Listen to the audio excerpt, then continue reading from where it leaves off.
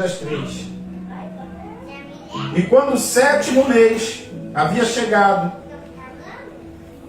e os filhos de Israel estavam nas cidades, o povo se reuniu como um só homem em Jerusalém.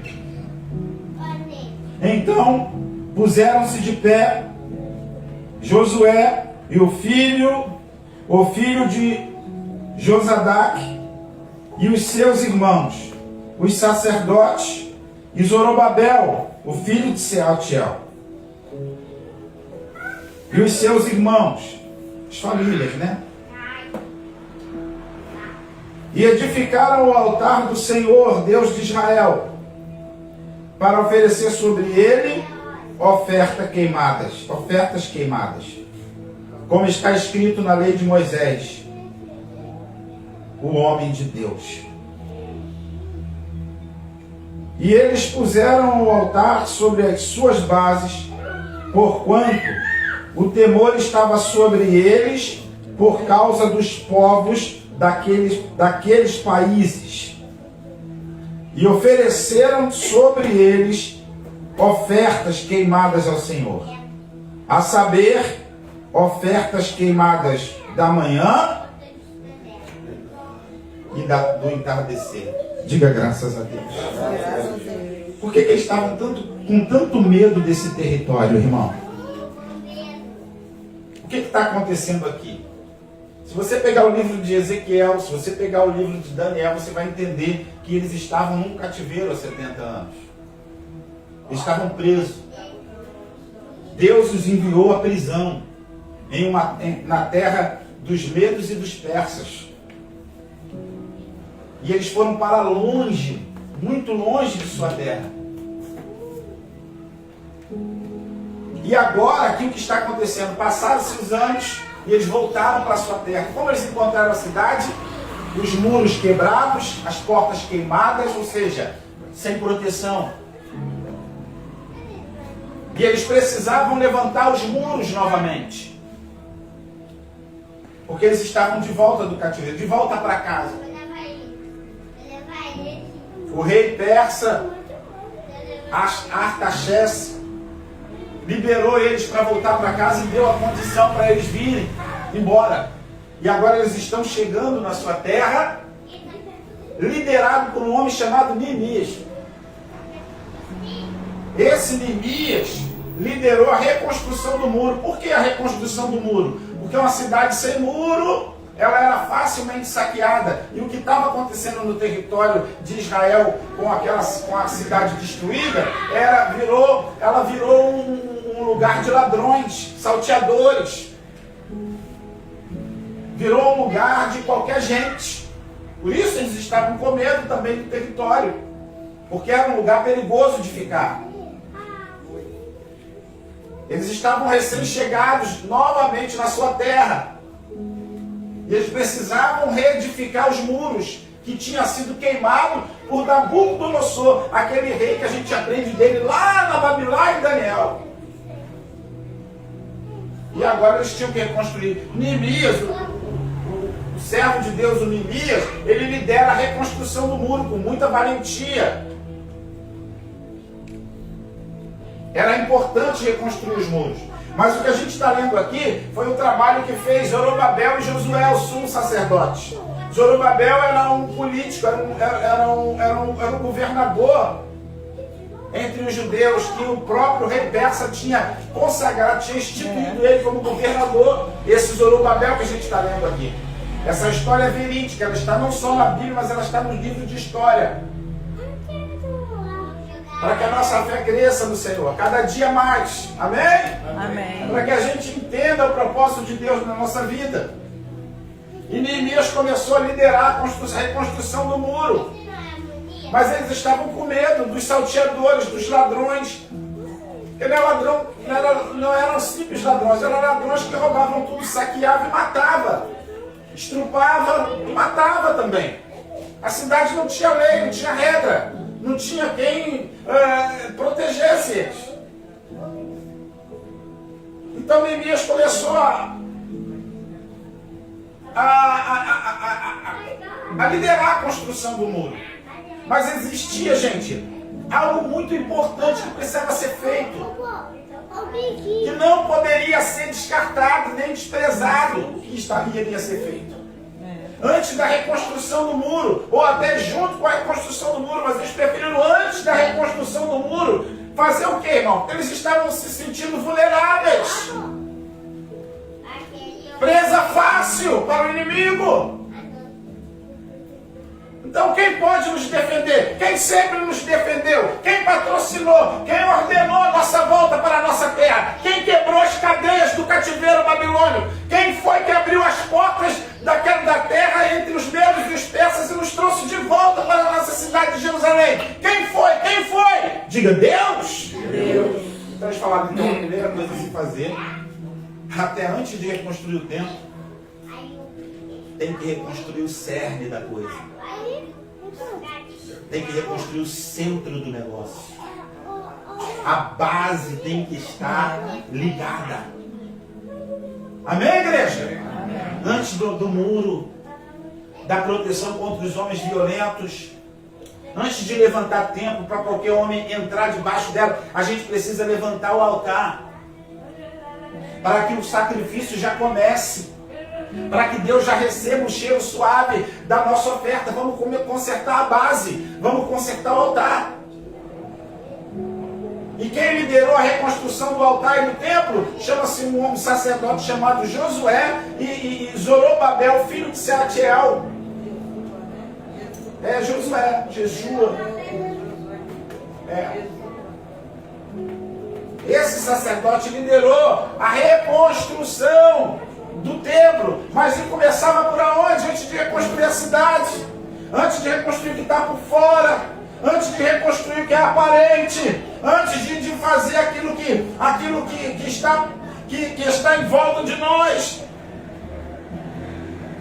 antes de reconstruir parede de templo, antes de reconstruir o luxo, antes que alguém precise entrar aqui dentro. Vamos reconstruir o altar, que é o centro da questão. O altar, ele representa a presença de Deus. Ele significa para eles, e em especial na prática, aqui para nós, para a nossa vida prática, representa a presença de Deus. Sem Deus, nós estamos vulneráveis. Sem Deus, não adianta você ter bênção na tua mão de Deus, que o diabo toma. O medo deles é que eles estavam sendo ameaçados por bandidos perigosos, homens armados. E detalhe, que não havia lei e nem punição para eles. Se eles assaltassem, saqueassem, estupassem ou matassem, não haveria lei e nem haveria punição. Então ele falou, quem pode proteger a gente? Deus. Se o espírito dele descer na gente, a gente vira um Sansão quando for necessário. A gente vira um Josué, a gente vira um Davi se for necessário. Se o espírito dele descer em nós, se o Espírito de Deus descer em ti, se o Espírito de Deus, tudo aquilo que for necessário, você vai ser.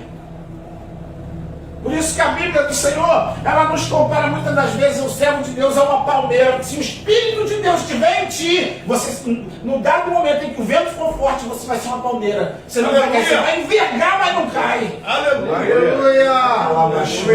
Agora, se o Espírito de Deus não estiver em nós, a gente é uma planta sem força, é uma cana quebrada. O vento bate e a gente quebra. Por isso que muitas das vezes a Bíblia compara o que confia no Senhor como uma águia. Por quê? Se o Espírito de Deus estiver em ti, o vento vai assoprar, a luta vai vir, mas você vai ter a habilidade de uma águia, que muitas das vezes você voa em cima da tempestade, e quando muitas das vezes é necessário, ela tem a astúcia de voar da rasante. Meu Deus, é verdade. Eles entenderam isso? Aleluia, sim. Amém? É verdade. Muitas das vezes, quando você entrar, se você está aqui como eles no território, que era deles, mas agora o inimigo tinha tomado, nós precisávamos expulsar eles dali. Eles tinham que ter A simplicidade de uma pomba. Se o Espírito de Deus estiver em ti, você entende o que é ser simples como pomba. Mas eles também tem hora que eles iam ter que ter a prudência de uma serpente. De saber lidar com os adversários. Aleluia. Se o Espírito de Deus está em ti, quando for preciso você ter a prudência de uma serpente, querido, você vai ter. Aleluia. Diga glória a Jesus. Glória. Esses são os adjetivos, essas são as virtudes que são aplicadas na nossa vida. E a gente precisa entender isso, que isso não vem de nós. Diga, vem de Deus. Deus quer fazer você assim. Deus quer que tu entenda que a nossa maior fortaleza é a presença dele na nossa vida. E essa presença não pode faltar. Então o que faz Zorobabel e Josué? Vamos levantar o altar. Porque essa é a base. Para que nós possamos entregar o sacrifício de Deus. Aquilo que a gente já está devendo a Ele há anos. Sem o altar, sem presença. Com o altar, com sacrifício, com oferta, com presença. Diga graças a Deus. Graças a Deus. Então aqui a gente começa a entender, pastor, o que significa lá em Êxodo? O que o Espírito Santo está falando hoje para nós? Se nada vai bem na nossa vida, é porque o altar está mal. Se nada vai bem, muitas das vezes, querido, eu preciso olhar para o altar. Amém? É porque o altar não está legal. E se o altar é a causa das coisas estarem andando não muito bem, o que a gente tem que fazer? Diga, reparar o altar. Reparar o altar. Porque o altar é o centro. Amém? O apóstolo São João, em 3 João 1:2, ele diz para Gaia, diz assim: eu espero que tudo vá bem na sua vida, como bem vai a tua alma. Eu quero que você tenha saúde, eu quero que você tenha paz, eu quero que você tenha abundância. Assim como está a tua alma, eu quero que tudo vá na tua vida. Diga para o seu irmão, assim como está a tua alma, tudo vai bem na sua vida. Se a alma está bem, se o altar está bem, Deus vai se manifestar na sua vida em prol das tuas causas. E os teus inimigos só vão ter um caminho. Glória a Deus. Porque vai ter hora que ele vai te achar como uma águia, vai ter hora que ele vai te achar como um cordeiro, mas vai ter hora que ele vai... Amém! Amém. Vai ter hora que ele vai te achar como uma formiga, trabalhando, sem dar atenção para ele. Você já viu que as formigas trabalham no nosso meio sem nos dar atenção? Ela nem presta atenção na gente, ela não está nem aí que tu é maior do que ela, que tu pode pisar nela e matar. Ela não está nem aí, ela trabalha. Aleluia. Diga graças a Deus! Graças a Tu não Deus. vai estar nem aí pro teu inimigo. Meu irmão, foi essas características que apareceram em Neemias. Quando eles vinham convidar alguém para a festa, ele falou: não posso descer do que eu estou fazendo, porque eu estou fazendo uma boa obra. Essa obra é grande, ele estava nem aí. Os salteadores, Sambalat, Tobias e Gesem, que estavam tentando tirar ele da direção, estavam com inveja dele. Porque ele ia reconstruir os muros. E quando eles reconstruíssem o muro, ia acabar o benefício que eles tinham entre o povo que ficou na cidade com o muro quebrado. Eles não iam poder mais usurpar, eles não iam poder mais ser corruptos, eles não iam poder mais sugar a força e o dinheiro do povo que ficou à mercê do escravo deles, porque eles eram bandidos. Mas Neemias disse: não estou nem aí para vocês, eu estou fazendo uma grande obra. Vai ter hora que o inimigo tem que chegar e vai te achar assim, não está nem aí para ele. Mas está falando de você aqui, mas fala de você ali, mas tenta te puxar para a esquerda.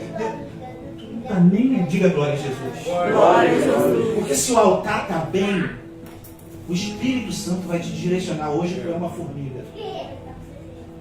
Não dê atenção aos teus adversários. Já repararam que a formiga é assim? Provérbio diz assim: vai pegar a formiga preguiçosa. Amém? Amém. A formiga trabalha sem dar atenção. Ela habita numa terra de gigantes, mas ela não está nem aí para os gigantes. É verdade. Ela constrói suas casas, ela trabalha para o inverno, trabalha para o... Não está nem... Para ela a gente não existe. E se tudo der mole, ela ainda te belisca.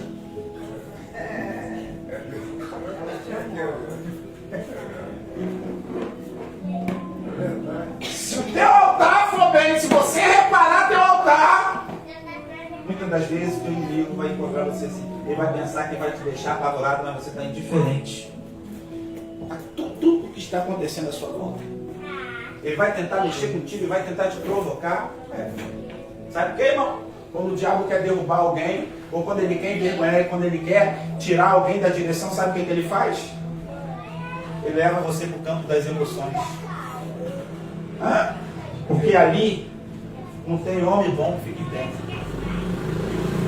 Amém, igreja? Quantos estão entendendo? Mas se o altar está bem, tu não vai entrar na de Satanás. Quando o diabo quer derrubar, todos os homens que o diabo conseguiu derrubar foram levados para o campo das emoções. Davi foi levado para o campo da cobiça, ele cobiçou e viu. Da outra vez que ele caiu, ele foi levado para o campo da vaidade.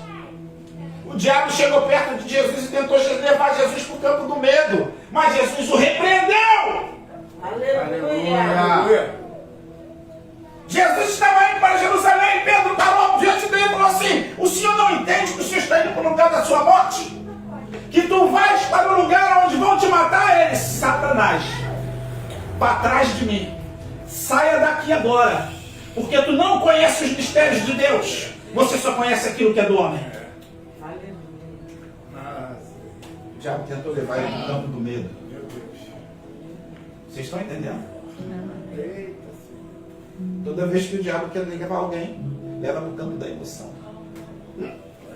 Ei, você quer atraído pela beleza? Cuidado. Ó, o diabo olhou e falou para Deus assim: Jó vai blasfemar de ti. Foi justamente o que o diabo levou ele. O campo das emoções, do sentimento e o amor pelos filhos. O diabo sabia que ele tinha amor, mas a confiança em Deus dele foi maior. Aleluia.